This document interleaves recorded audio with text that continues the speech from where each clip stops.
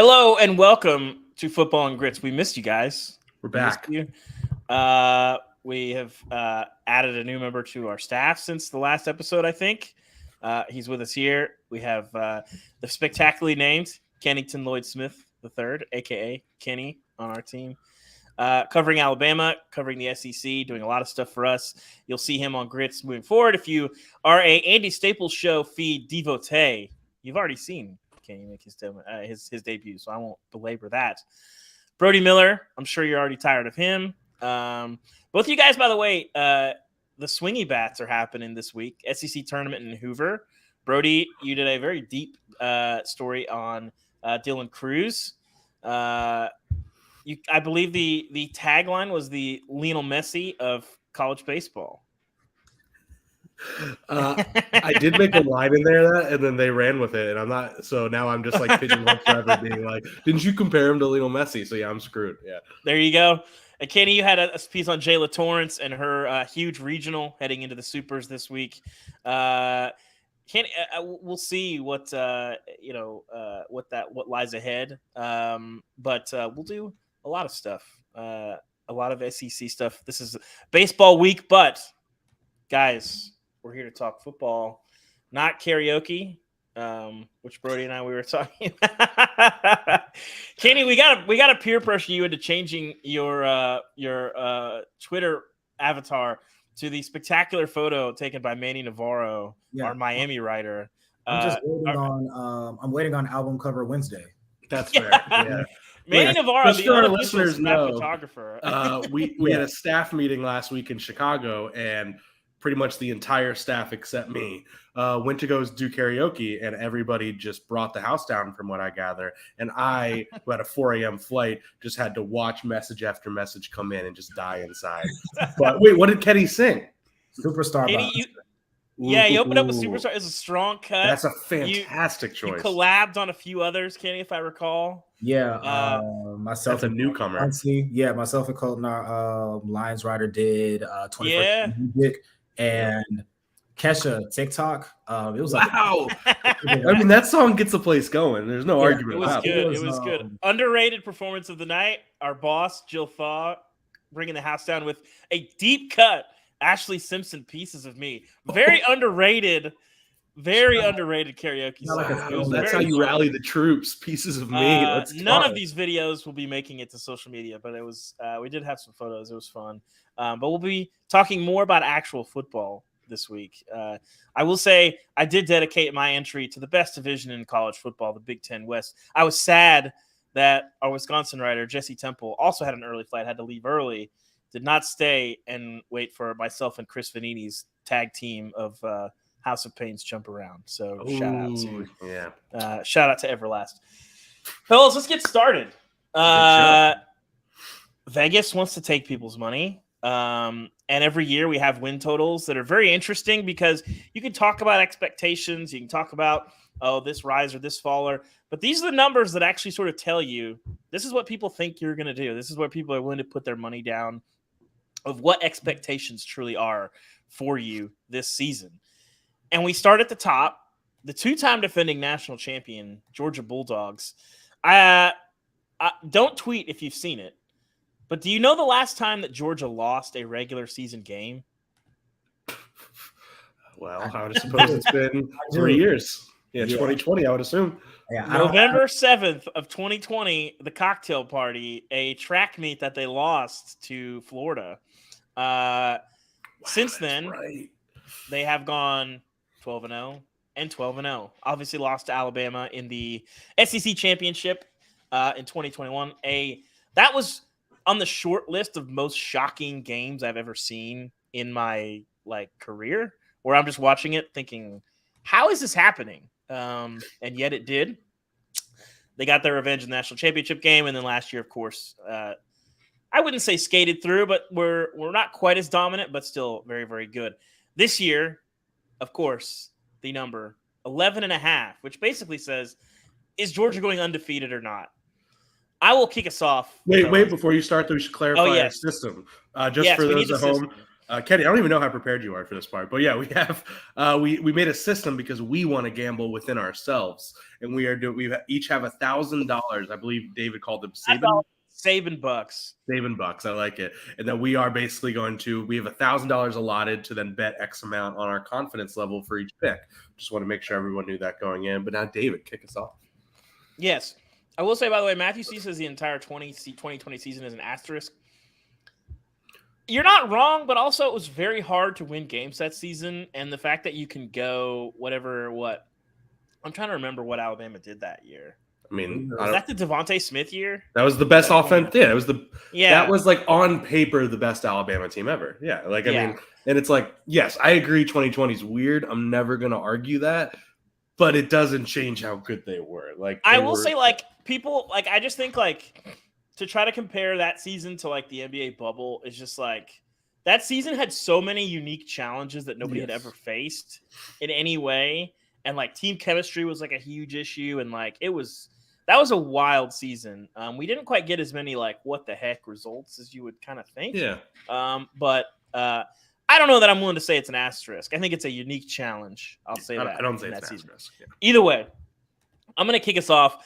I'm going to say Georgia. I'm going to go 50 Saban bucks for the under. Two things here. One, 3 undefeated seasons in a row just seems impossible, especially when, of course, you're rebooting your coordinators. You're losing. People can say what they want about Stetson Bennett. The guy was perfect for what Georgia wanted to do, played with a lot of confidence. Carson Beck, you're sort of hearing the NFL talk simmering. Yeah, the hype is building. Yeah. I need to see it a little more, okay? And I think ultimately, I love the receivers. Adding Dominic Lovett, huge for them. Ra Thomas, I love those guys. Huge upgrades for them offensively. I just have a hard time believing that you can go another year without a clunker. Georgia, we've seen very few clunkers. With this team, with this many pieces rebooted, call this also. I've been in many arguments this offseason with Seth Emerson about the merits of Mike Bobo. He is much higher on him than I am. I'll wait for my turn. Yeah. I will say, and we'll get to the Tommy Rees discourse in a bit as well. I think a lot of offensive play callers and defensive play callers look a lot better when they're coaching Alabama and Georgia players, and there is merit to that. But I feel the Georgia clunker. I'm taking the under with some amount of confidence. All right. I say Kenny's up next. All right, so I'm going to put $75 on this. Saban bucks, excuse me. But, yeah. I'm going to go with the over. And let's go. I agree with – I like disagree, but not because I agree. I agree with everything that you said, and I do feel like Georgia is kind of due for a clunker perhaps, but I feel like it's more so going to come in postseason play. To me, this schedule comes down to the Tennessee game in Neyland, and there is a question mark at quarterback for Georgia. I know Tennessee's breaking in a new quarterback as well, but I think Georgia can edge that game out because top to bottom, they have a better roster. They do have an edge in terms of coaching. So I don't really see any other potential pitfalls. Ole Miss, I think, is another tough one that people aren't talking about enough in Athens. But to me, it's going to come down to the Tennessee game. I think that Georgia can edge that one out. And if they do lose, I see it more so in postseason play. So $75 on the over 11.5. Yeah, we should clarify these are regular season totals. Yes. So the postseason do not count. Shout out Matthew C for saying David Ubben just said that the Dogs are going 7-5. Someone called Kirby Smart. That was us. I believe that's what he said. Did we ever get to the bottom of what that was on the field after the national championship? Where all these, I think it was Nolan Smith was talking. So they were talking about a 7-5 that was magically pulled out of nowhere. I think we had this discussion last year that Georgia was both expected to do a lot and was also disrespected because I think 18 people in the SEC media poll picked them to win the league out of like 180 or something like that. it's all pointless, so I need to remind myself, like, why am I trying to correct them? But I'm just like, it's the amount that I find myself getting mad every sport every year about, like, Travis Kelce yelling, like, nobody believe it. It's like, dude, you got everyone's ever. The 7 and 5, that had to be Kirby Smart's burner account that was tweeting that out. I remember Caleb on, I remember Caleb on Chase on the first round pick, the Jags. Yes. He would tweet like every week at LSU, like, nobody believes in me. And I'm like, I don't know how to tell you this. We've been writing hype pieces about you every year for 3 years, and you haven't done it yet. So, like, that's not me even hating on him. I'm just like, I don't think that's the issue. But I will be also going $75, but on the under. Generally, like, yeah, I'm probably in theory with you, Kenny, that, like, if I go game by game, I probably make Georgia a 10-point or more favorite every one of those games. Kenny, as you will learn, I am sometimes obnoxiously a data guy. And I think at the end of the day, it's just probability for me that, one, I'm not just outright confident in this team as I have been the last 2 years, just in terms of I am sure they're going to be loaded, but there is less security. I never mind losing guys when you're keeping a coordinator place or changing a coordinator when you have experience back. But I think we're going to talk about this with Alabama too. When you're replacing both, like, a lot of talent and coordinator, that does give me a good bit of pause. And obviously they're going to be fine. Like, me saying they're going to go under means I think they go 11-1. So, like, no need to get mad. Yeah, that's kind of where I'm at. but it is kind of, at the end of the day, it's like, okay, you're at Tennessee, you are at Auburn, who I will get to later, but I like. Florida's tricky. I like Kentucky this year, even though it's a home game. And none of those teams do I think are anywhere near as good. I just think some point they trip up. So I will go 75 on the under. That might be more money than I should be because I hate putting much money on Georgia losing, but that's where I'm at. Yeah, I think just like this Georgia team will be very good. They're the best team in the country. I think they got a great shot to three-peat. I don't think they're going to be as untouchable as they were in 2021. Exactly. 2021 also, let's not forget. was a joke. Also, let's not forget, they had clunkers last year. And I know it's a different thing. They were, like, defending champs. People forget they were losing to Mizzou by double digits in the fourth quarter. And again, like, I know that was different because it was like they're defending champs. It was hard to get up every week. But, like, they're still defending champs. Like, if you're down, if you're down 10 to Mizzou last year in the fourth quarter, Catherine B. and you're replacing your quarterback and your coordinators this year, like, anything is possible. Yep. Like, so I think at some point they trip up. Catherine B. Yes, nothing trickier than Graham Mertz. Don't come at me, Catherine. Hey, they're still in the portal. They might add, the next Heisman winner at Florida. Kenny, you will get to know Catherine B. She is you might already know her. Staff member. We don't pay her, which I feel like is probably breaking a labor law because she has contributed more words to our site than many of our writers. She is a legendary commenter, especially in the SEC. And she's one of the smartest people, like, actually an incredibly intelligent football mind. One of the great commenters of our time. Secondly, do we have others? Yeah. Well, we should move on. Yeah. Yes. Alabama. This is one of my big ones. Kenny, we'll let you take the lead on this one. Alabama, their over/under is 10.5. A great number. This is fascinating number. Where are you at? This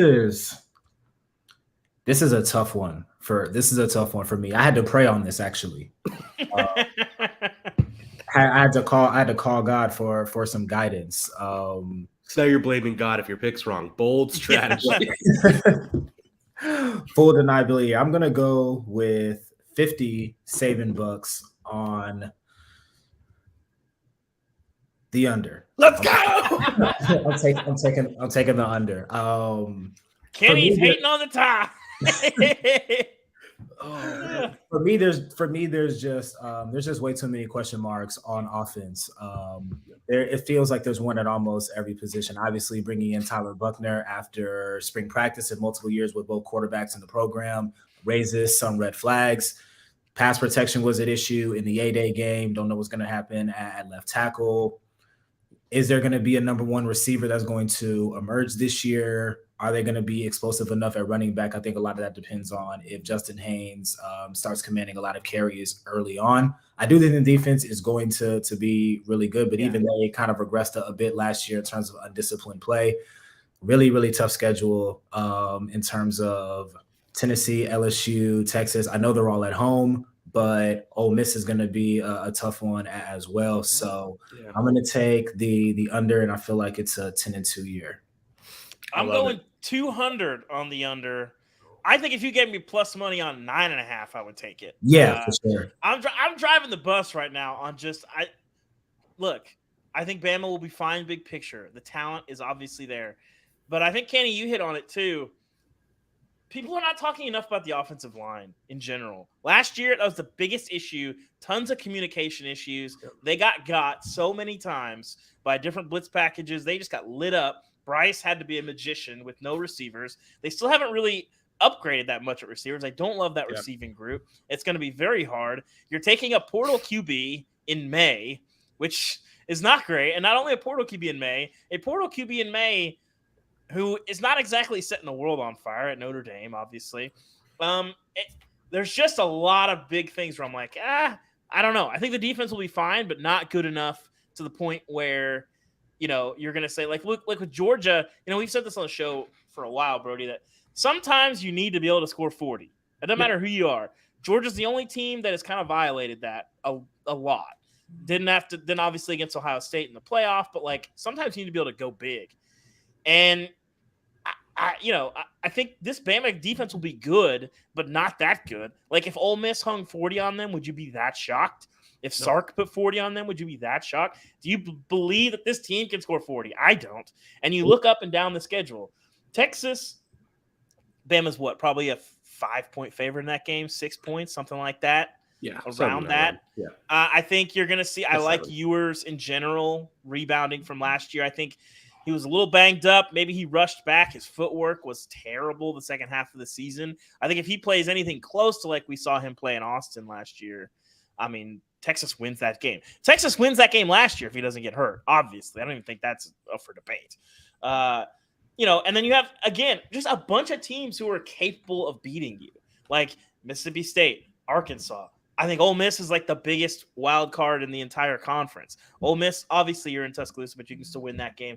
Tennessee, same type of deal. I think, that Tennessee game will be a bit of a wild card as well.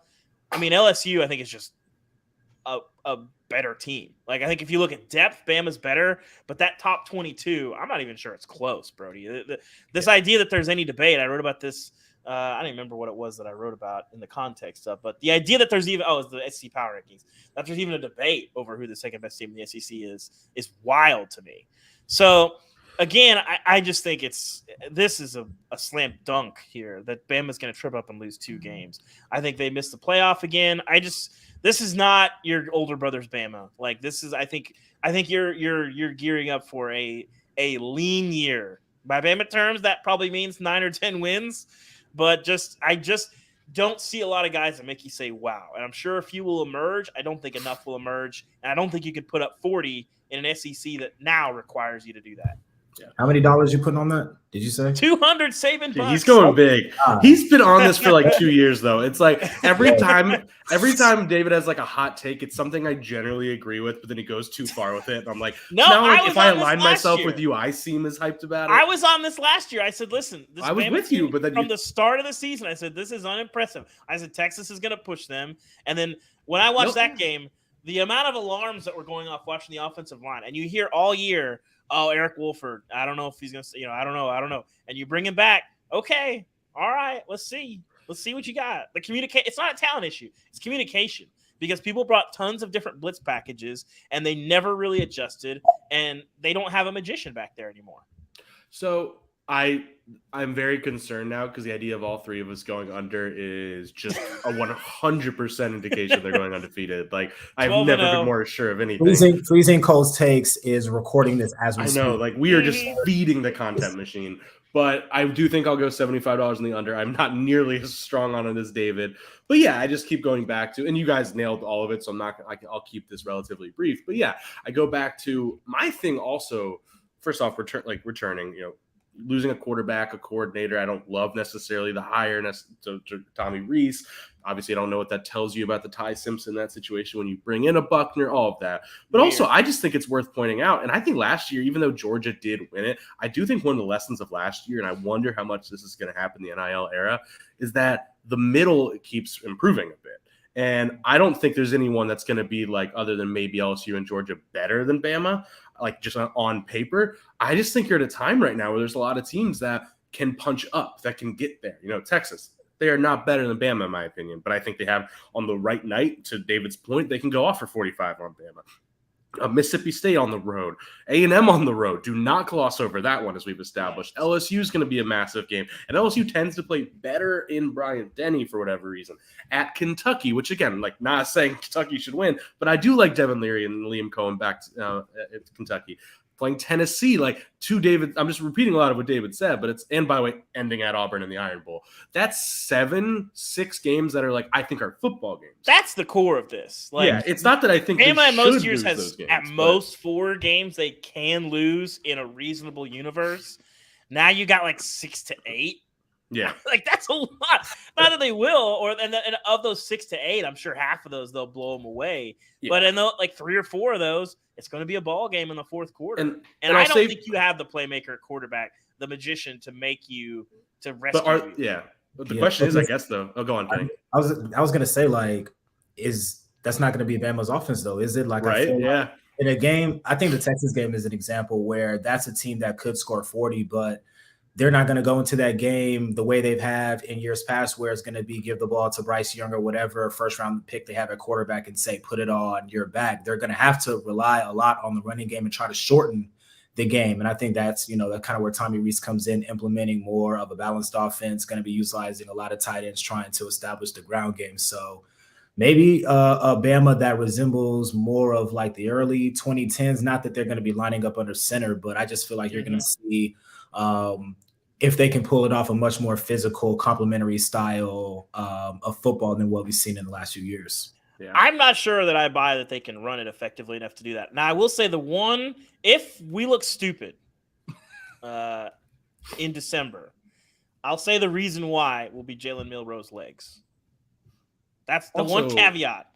That's the one caveat that I will put out there on Bama. And I'll throw out there to bounce off Kenny's point. I think the other factor is just like, sometimes we overcomplicate this stuff and think everybody needs to have a brilliant scheme, and like them going a little more balanced than what you're saying, like they might just remind us how talented they are. Like that can't happen of just like, maybe we overthink this, and that actually just reminds us, because they're recruiting at an elite level, like going a little simple, not even saying run heavy, but just like not trying. I just don't think they can do that. I don't think generally I agree with you there, but that's the path. We'll see.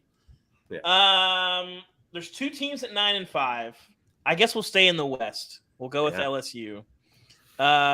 Brody, I'll let you lay out all the reasons why. I'm going 200 on the over. I think I'm driving I'm driving the LSU sleeper national champion. You do this all the time. I'm going to call you out. You do this all the time where you're like, this is a take a lot of people are having, and you're like, I am planting a flag. And it's like, a lot of people have been on that. They're like preseason top 5. Yes, but no one's talking about them as a team that can go toe-to-toe with Georgia, actually win a national title. Yeah. Like, I think I'm just a big believer in continuity and at all levels, in all places. And I think people are glossing over, well, Georgia's Georgia. They recruit, they're the new process. They're the new Alabama. It's plug and play. It doesn't really matter. No, it does matter. It absolutely does matter. And I think when you bring back a Jaden Daniels, a Malik Neighbors, a Mason Smith, a Harold Perkins, like this is an unbelievable amount of impact players. This is how you win national titles. So give me all the money or all these saving bucks that I am legally allowed to put on the over here. Yeah, I'm going $100 also on the over. I will temper what you're saying while agreeing with you, which I guess might be the theme of the show. But no, I mean, I agree. I think the thing with LSU is, and I think there's a really interesting discussion here to have about what you're even saying about the LSU versus Bama thing, is it's a floor versus ceiling discussion in a lot of ways, where LSU, again, they have a high ceiling, but the thing that makes them such a good case right now is they actually, you could in a weird way argue, have the highest floor of the SEC, just in terms of the continuity, like we said. And it's not just the big names. It's, first off, only SEC team other than Vanderbilt, I believe, to have head coach, both coordinators, and quarterback back. That's invaluable. That's the thing we keep talking about here. Yeah. And that's rare. 2, the second-year transfer thing, there's a lot of history of guys taking a huge leap because that first year you are just getting acquainted. Now Jaden Daniels, which you saw down the stretch last year. Yes, the last 6 weeks of the season, he was unreal. And he did kind of go back to earth the last few, so we'll see. I don't want to overreact, but that full offseason is huge. But it's not just the names, it's the entire O-line's essentially back. Receivers are back. and tight ends back. 4 of the running backs are back, and then just added Logan Diggs from Notre Dame. I think where the high floor comes from of like, I have a hard time seeing them winning less than 9. And then the ceiling, I think, comes from, I think the most excitement I might have is in that front 7 if they meet their potential. They have to prove it. They have not yet at all. But people forget, okay, they have Mekhi Wingo back at All-American defensive tackle, and Harold Perkins is probably the most exciting defender. I'm not going to call him like the best yet, but the most exciting defender in the country. If anybody's going to get Heisman votes, it's him. Yeah. You can qualm with that, whatever you will, but that's the reality. Yeah. And then the other thing that is Mason Smith is back, as you mentioned. Mason Smith, this is one of the strongest beliefs I have, is that if healthy, he's what Jalen Carter was, or he's what Jordan Davis's hype level was, different position, but still, like, he's that special. The 6'6", 300-pound freak with all the right, like, character and mentality stuff and all that. Him, Mekhi Wingo, Harold Perkins. Also, don't forget Omar Spates coming in, all Pac-12 from Oregon State, who, like, the buzz all spring has been off the charts. There's a chance that front 7 is unbelievable. I am not, like, 1,000% buying. Like, I think if it was 10.5, I might just out of safety go under. So I'm not like all in, but yeah, really high floor with the chance to have a massively high ceiling. So yeah, I'm $100 on the over. Kenny, where are you at with us on this? I'm going 200 on the over. I think that's the legal. Welcome. I'm the conservative one. I love it. I can't lie. If it was at 10.5, I would still go over. You were so quiet that I thought you were like not buying. I thought you were just over. I was just internalizing what you both were saying, but I feel like I agree with you, David. I don't think that people are talking enough about LSU. And I watched that SEC championship game, and in my mind, I'm thinking Georgia's going to play that team again next year in Atlanta. And everything that you both said in terms of the amount of returning talent that they've had, but then you add on one of the best transfer portal classes in the country to supplement some of the holes that they have. Brian Kelly coming into year 2, the continuity point. I just feel like this is a team that is primed to take that step forward as a prime contender for Georgia in the SEC. I feel like definitively they are the favorite in the West. And I feel like for maybe a casual watcher, people who are just like overlooking them, I think that Florida State game is going to be a coming out party for them. So it's going to be such a game. They got to stay healthy. Brody, congratulations on the trip to Orlando. I know you're looking forward to that. 2 trips in Orlando in 8 months, man. This is the dream. Here's the thing. Caveat time. If Kenny and I look stupid in December, it will be because of the schedule. We didn't hit on this. Absolutely. Florida State at a neutral field. At Mississippi State, sort of a wild card. You don't really know what you're getting there. At Ole Miss, at Bama, Florida, at Texas A&M. You got some losable games there. Absolutely. I think I just believe in the upside of this team. I think you're going to see them be the most improved team in the SEC this year, and they won the West last year. So there you go. We'll move on to my neck of the woods, Tennessee. Kenny, we'll let you kick this off. Where are you at? 9.5 for the Vols. Yeah. So again, another one that I had to call God on because the numbers were good. Vegas. They know. They know. They know what they're doing. I look at this schedule and I look at what they've lost in terms of Hendon Hooker, Jalen Hyatt, Cedric Tillman. What they're bringing in the transfer portal. Again, I think Josh Heupel, building off of the momentum from last year.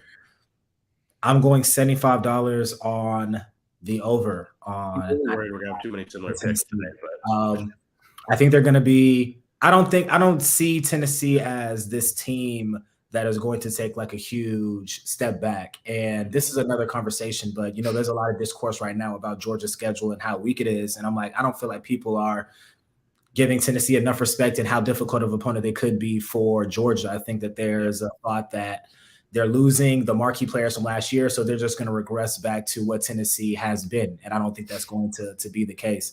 Georgia and Alabama are really difficult games, obviously, but the rest of the schedule, I don't know if I see a team that's going to be able to really push them. So I am taking the over on Tennessee. I feel like, at worst, 10-2, potentially better than that if they could catch a Georgia or Bama slipping. Yeah. Brody, what do you got for us? Yeah, no, I think you nailed it, honestly. I think it's like it's almost counterintuitive to what you were just saying about like your Bama and Georgia's losing all these guys.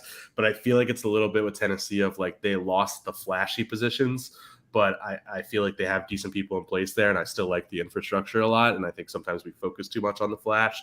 I'm not as confident. Like I really struggle with this one, so I'm just going $50, but I am going to go on the over, especially just because their schedule isn't that horrible.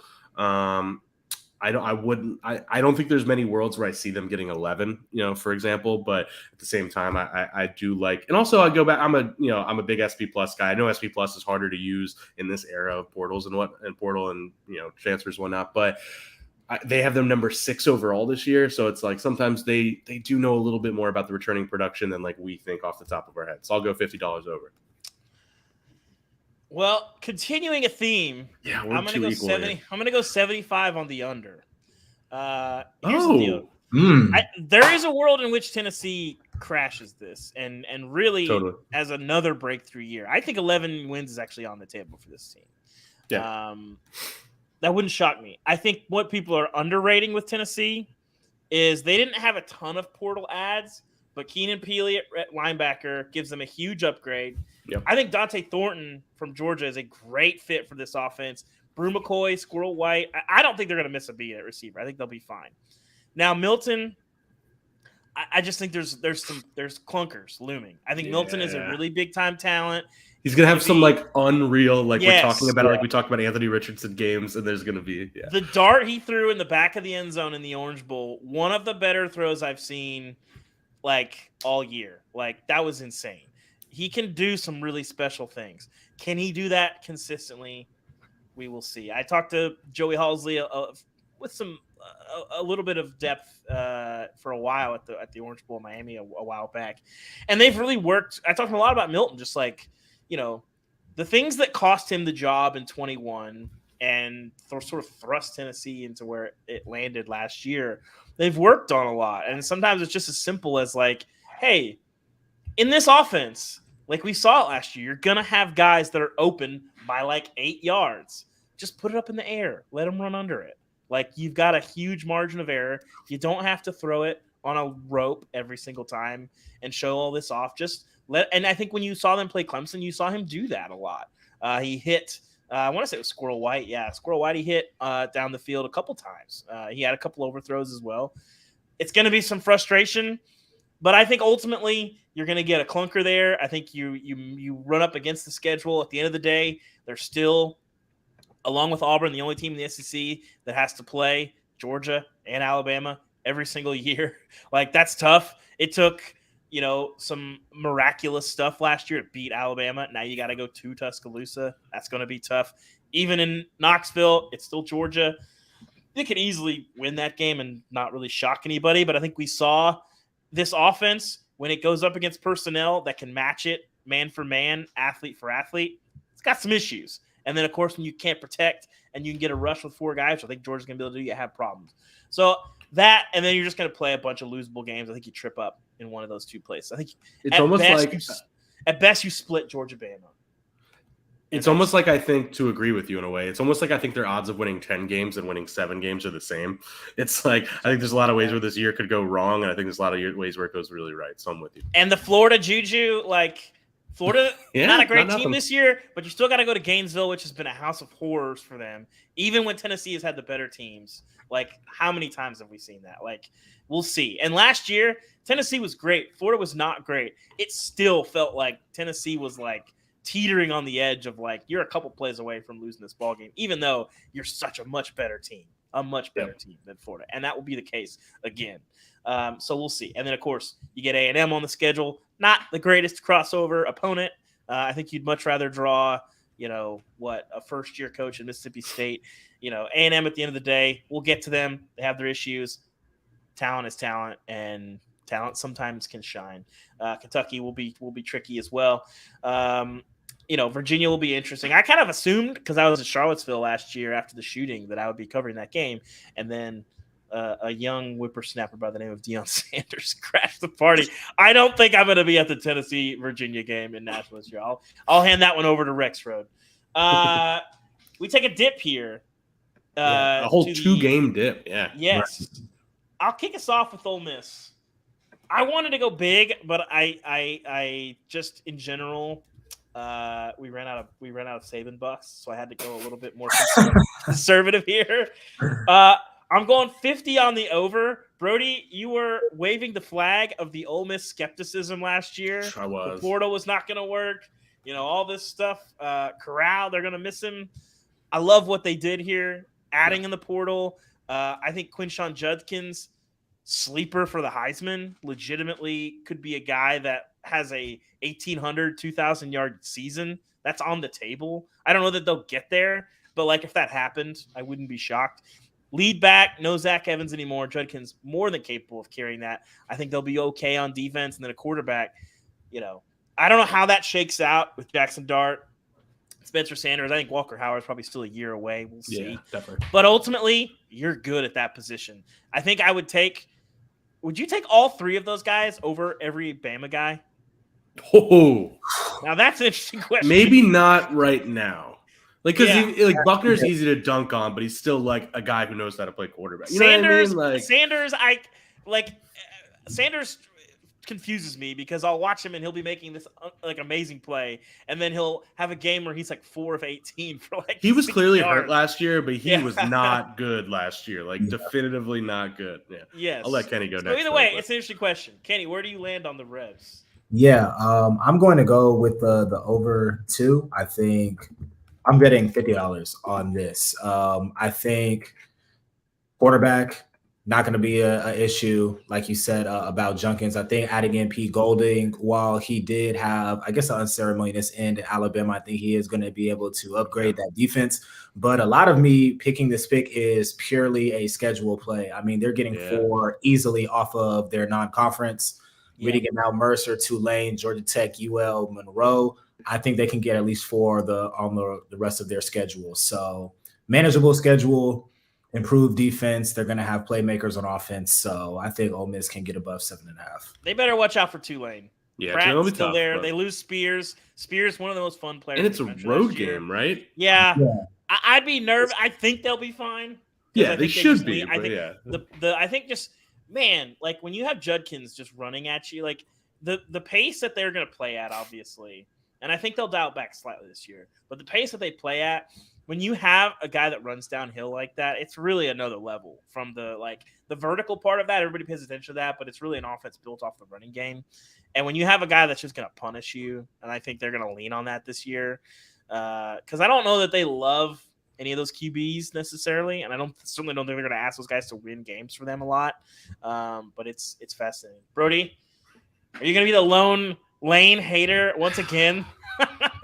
not like last year. Okay. For context, I was that was my most confident. I put real life money, I believe, on Ole Miss under last year. And and by the way, I don't even think I was that wrong. They were kind of a fraudulent 7-0, and then they finished 8-4. You know what I mean? I don't think I was that wrong, but like Kenny said, that was a schedule play. And I think it's very similar this year. This is probably the one I'm one of the least confident about because I actually agree with almost everything both of you said. I like the schedule. I like what they've done. I love the Pete Golding hire. I love how they've stabilized. They're doing a very good job in the portal. I actually like their portal work this year better than they did last year in a lot of ways. But I think the only reason I'm going to go $50 on the under is kind of just that I like the West a lot right now. That's really what it's about. 10 wins is on the board, but so is 5. Yeah, that's really the only reason I'm picking it. I'm not at the end of the day, I think they're a dog against. They're at road game in the Egg Bowl at Auburn, A&M. I think they lose. Georgia, I think they lose. LSU, I think they lose. That's 7-5. But in no world am I confident in that they can win any of those. But I'll keep it simple. That's why.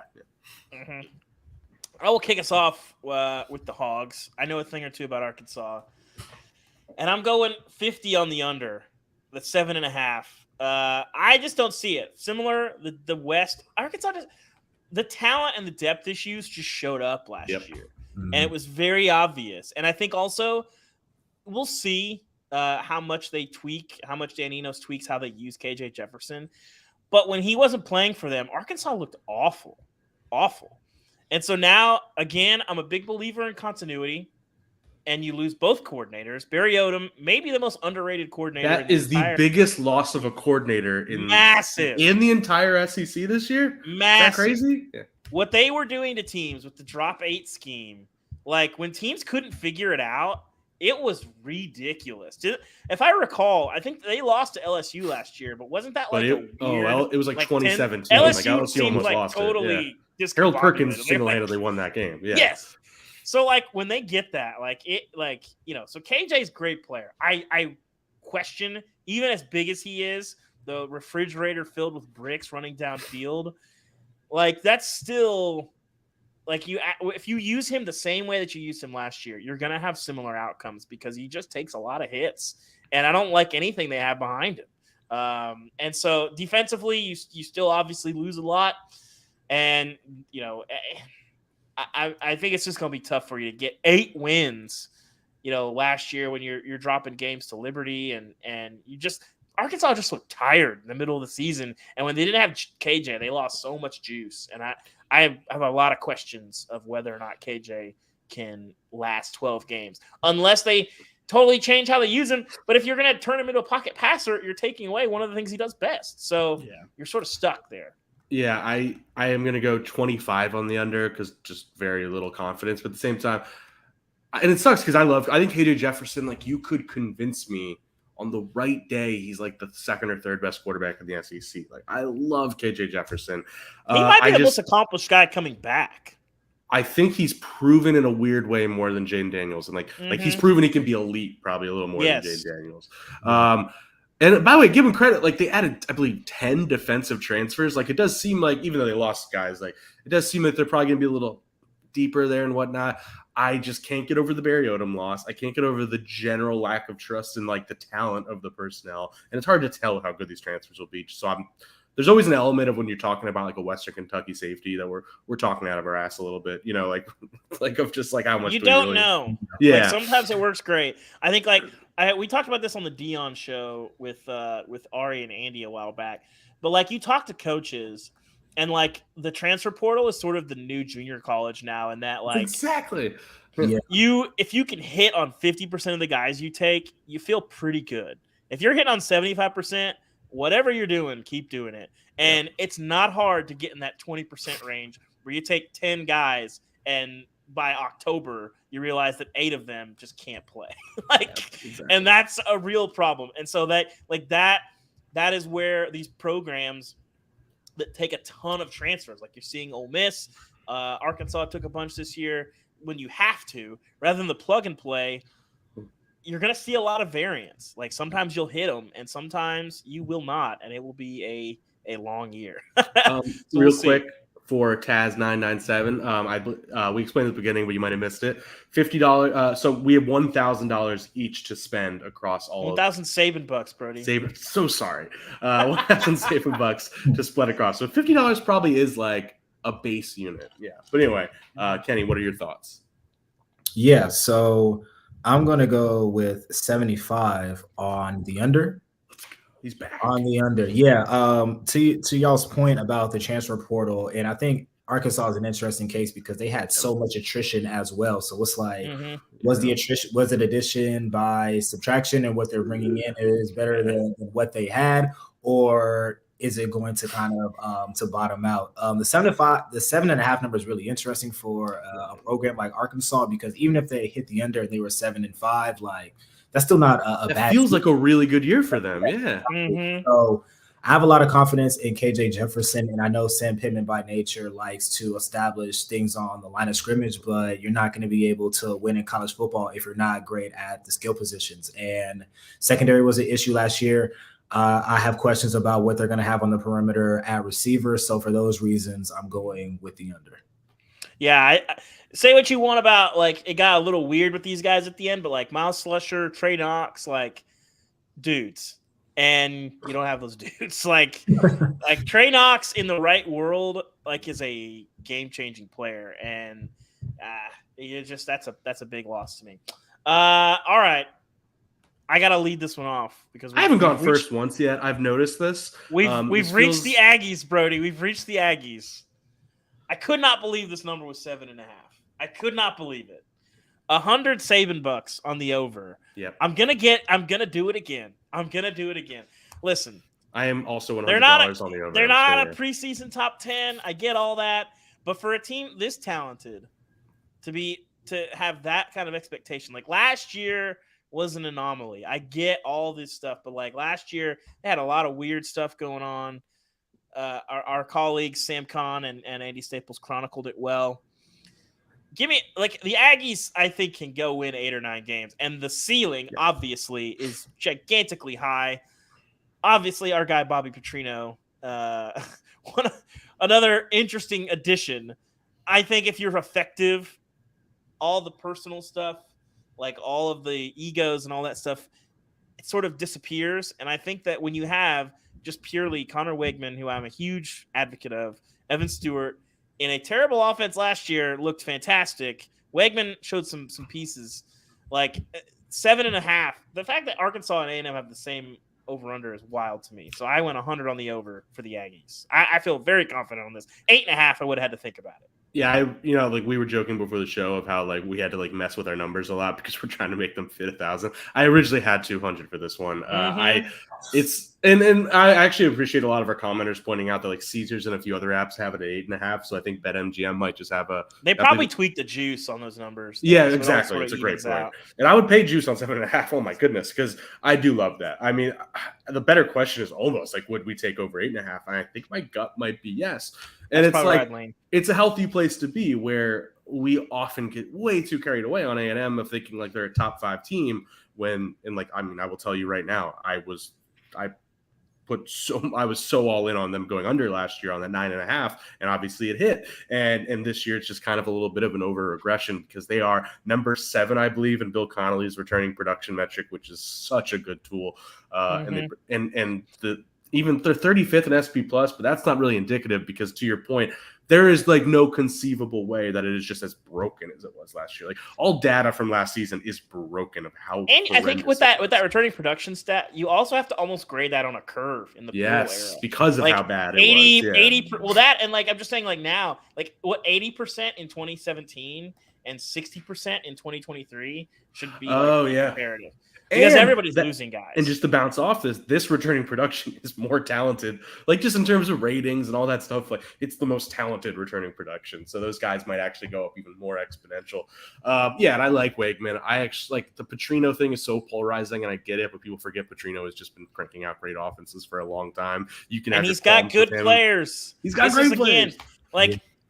Go watch them when they played Arkansas last year, Missouri State. Like they had Arkansas absolutely in like a torture chamber for 3 quarters. Yes. Like they could not get stops in that game. It was very funny to watch. And then Rocket Sanders happened, but it is what it is.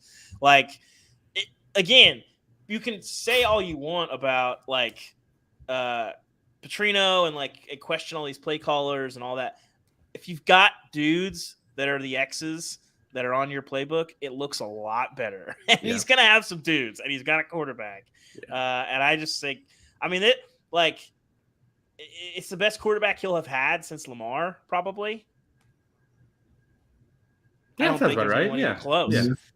Was he still there? Did he cross over with Malik Cunningham? No, that was Satterfield's first year. I'd still probably take Wegman over Malik Cunningham, quite frankly. So, at least the ability to be, yeah. And that, if you start there, I'll just say, the less Jimbo is involved in Texas A&M's offense, the more games they will win. That's a big caveat, though. It is a big It is a very big That's big. It's true. It's like, yeah, man, like if we're sure James Harden won't collapse in a game, I love the Sixers. And it's like, all right, guys. But look at what we're asking about here. I'm taking the over as well, I think. How much, though? I have 50 on this. Did you write it all down physically? I love that. So I'm going on a calculator. I'm not gonna lie. You are winging it. I'm like subtracting. I had a pretty good idea of mine. I'm not gonna lie to the people though. I accidentally hit the little like AC button, so now I'm back at 0. So I really don't know where I'm at. You're like listening back to the earlier part of the episode while we're talking. Like, what did I say? I think I was around like 500-600, whatever. I'm gonna go 50 on this because I was 75 on Arkansas. But yeah, I agree. I mean, I think that A&M is just a team highly motivated coming into this year. I think that a lot of the noise and the hype around what they were supposed to be last year kind of got to the team a little bit. And this is a bit of a correction type of year. I do like the Bobby Petrino hire, and I do feel like Jimbo is going to take less reins of the offense. I feel like in some ways last year was probably like somewhat of a humbling experience for him. I'm sure he still has an ego, but I think he recognizes and understands that if he wants to compete in the West, that he's going to have to give something up here. So I imagine it's going to be like, like in movies or whatever, where you're like, hand this thing over, and the person like having it in their hand is like holding it on, they just like don't want to let it go. But I feel like Jimbo's going to let Petrino do his thing, and I'm taking the over on A&M. Word of advice for Bobby Petrino: beat Miami. Beat Miami, and things get a lot better for you. Yeah. Lose to Miami, and we're back on track for. Listen, I talked to a lot of coaches this offseason about A&M. There is a lot of skepticism about the NIL factor of A&M and whether or not that can work in the locker room. We'll see. If you can put they were such a disaster last year.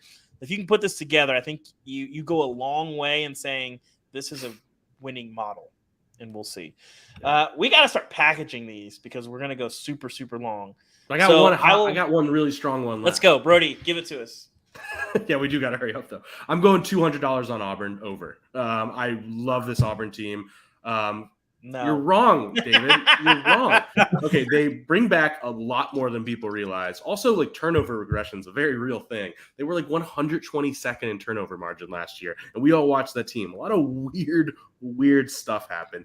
I believe, I forget which metric it is, but they're one of the top 30 in returning production. I think Hugh Freeze is a very flawed coach. I think like he is a sporadic coach is the best way to put it, where like his great moments are great and his bad moments are bad. But also we talk about schedule a lot. Arkansas has New Mexico State, Vanderbilt, Samford, Cal, and UMass. That is 5 wins right there. Call me crazy. And then I think they're good enough to beat an Ole Miss, to beat a Mississippi State, to cause one of those teams to slip up, one of the better teams. So that is probably my favorite pick on the board is Auburn over 6.5.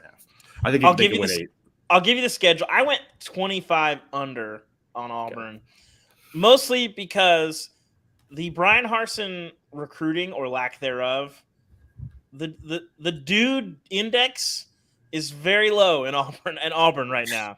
Not a big pay. But we saw how they ended the year with Cadillac. Like it's like there's not dudes, and they bring a lot of them back. Listen, not a lot of dudes, but like for all they did in Cadillac, I think that program was just so dead that it wasn't like they were world beaters late in the season. They just showed some life.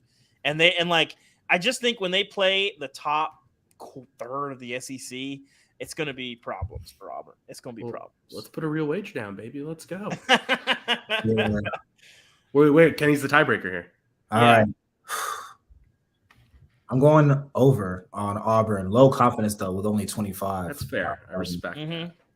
Like I said, it's a volatile situation. I know we're on a bit of a time crunch here, but it could go either way. But I have Hugh Freeze. Athletic's going to be so mad. Yeah, Hugh Freeze is proving he can win in the SEC. So I'll go the over barely. 7 feels like the sweet spot here. So 25 on Auburn over 6.5.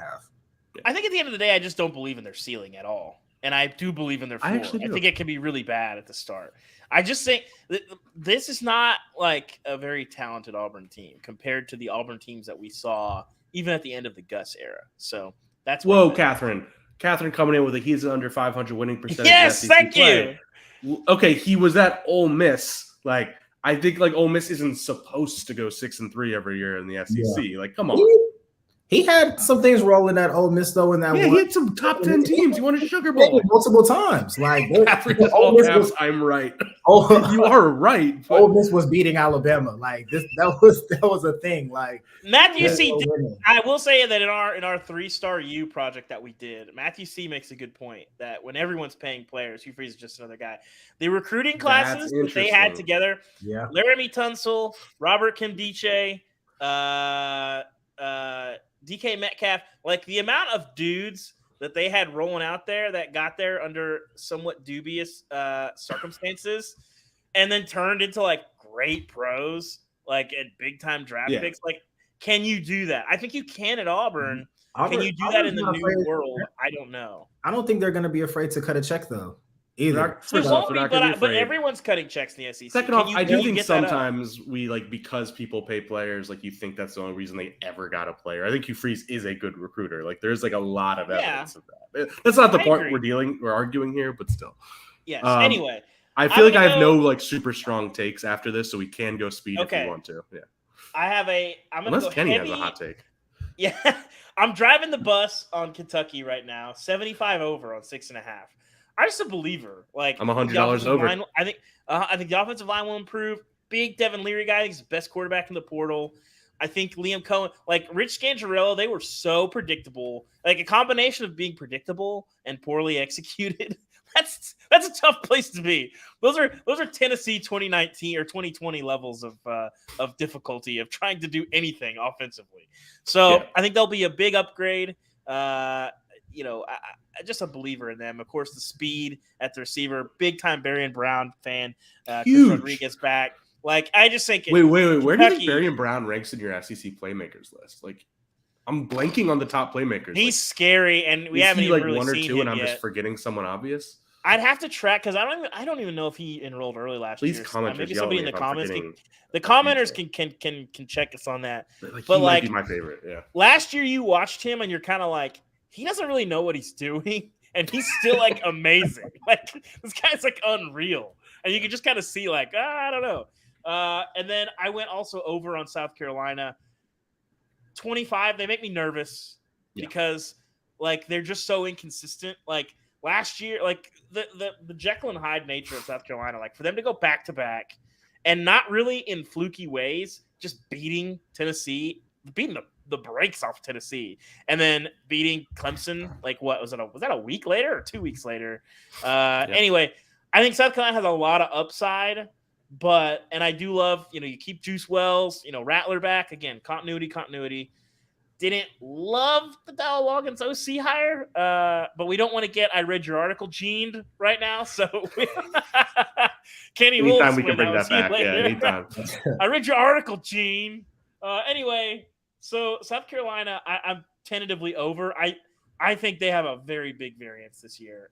I'm scared of the fall off, the 4-win season that could happen, but I think they could get to 8 or 9. That's plausible. Culture is great there, I think, right now, and that means a lot.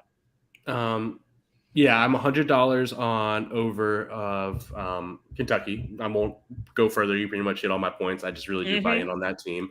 This is a really weird one you're probably going to laugh at, but a lot of numbers really like Missouri. I am $100 on over Missouri 6.5. I think there's a lot of turnover regression stuff there. Colin Wilson at the Action Network, someone who I really trust, and I think he does really good predictive analytic work, and I believe he has them more in the 7s. So I do like that one. And then I'm with you though. I have no confidence on Florida, so I did 5.5 over 25, but with just zero confidence. I want to hear your thoughts on Mississippi State. Because I have $25 on Mississippi State, and I have no idea why. I don't even know why.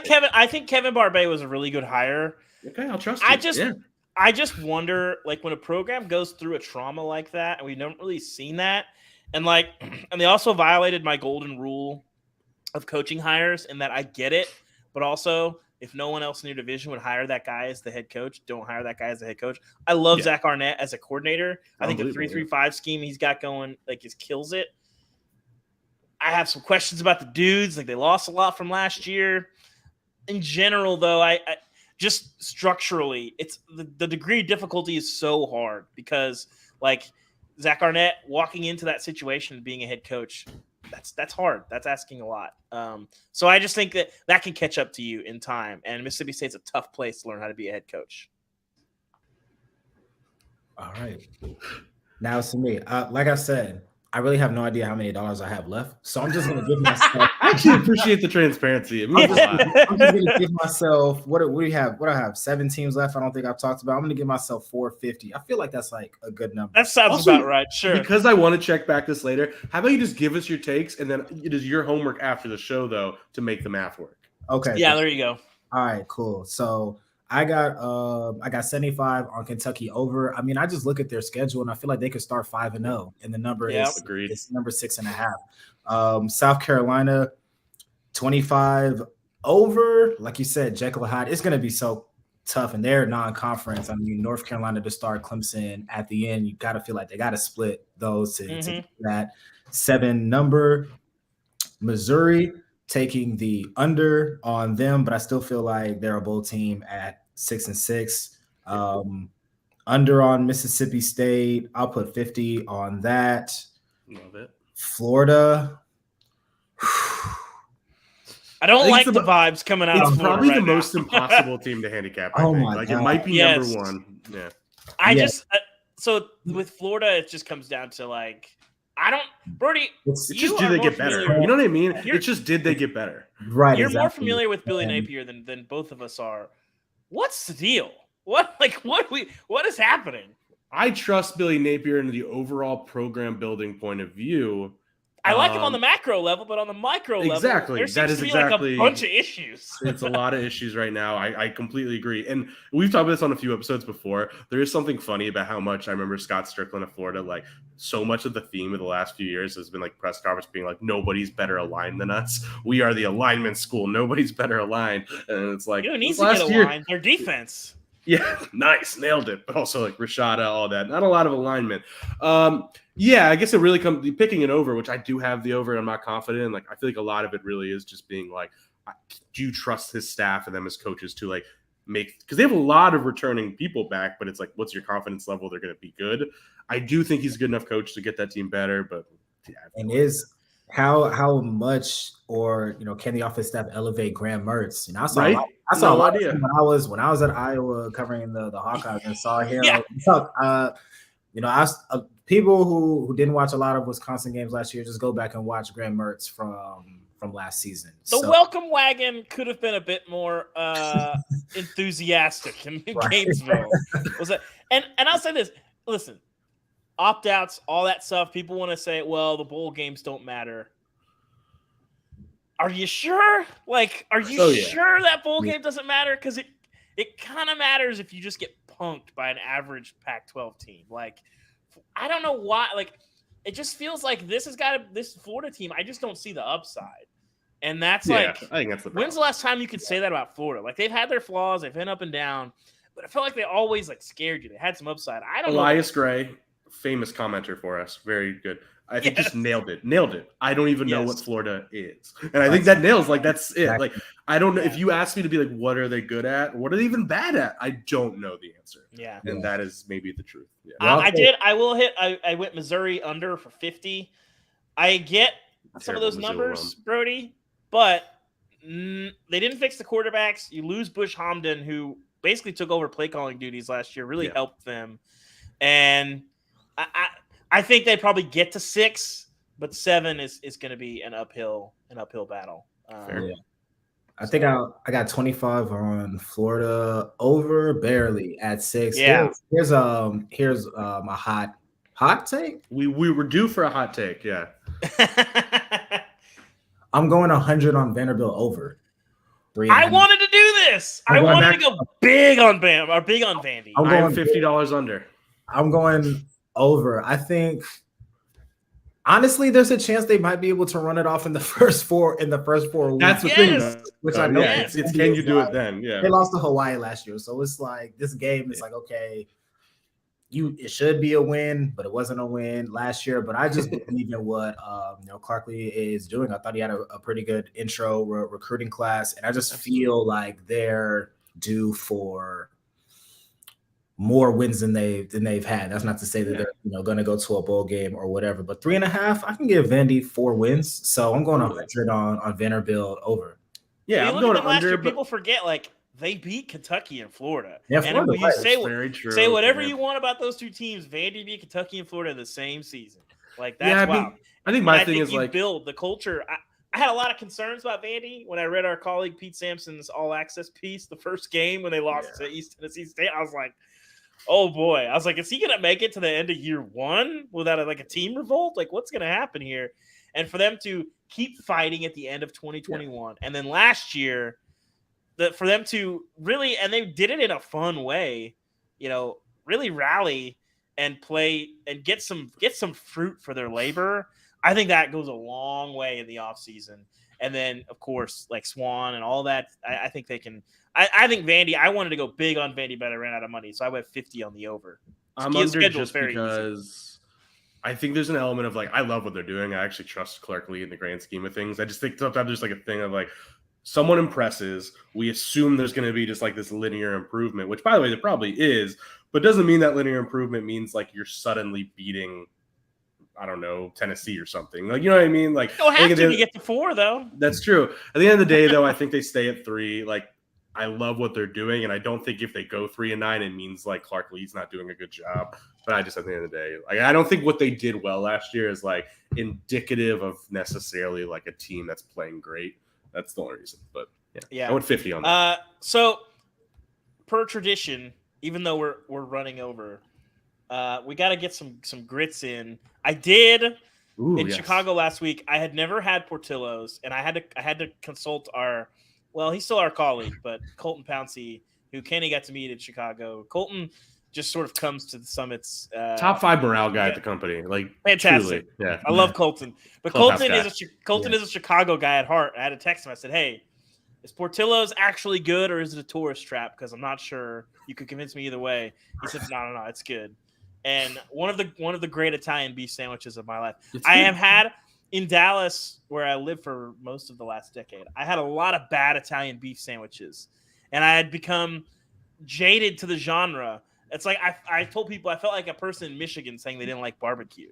Like, I know I'm not getting the good stuff, but like I've had too many bad Italian beef sandwiches, and I had one there. It was outstanding. That was probably the best thing I've eaten in quite some time. Dude, Catherine, thank you, Catherine, for saying Colton does good stuff online. Yeah.